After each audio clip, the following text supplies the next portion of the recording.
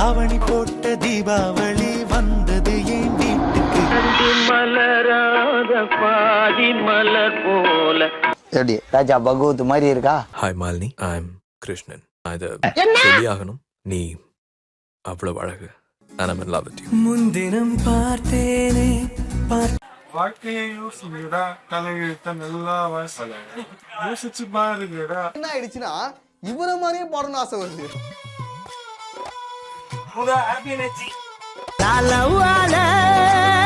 பல பல்பு வாங்கின பையன், அதனால என் லைஃப் வழி வீசுதே. அவ சாத்தி கில்லர் பிலிமிங்கிறீங்க, கிங்காங்க காட்டுறாங்க.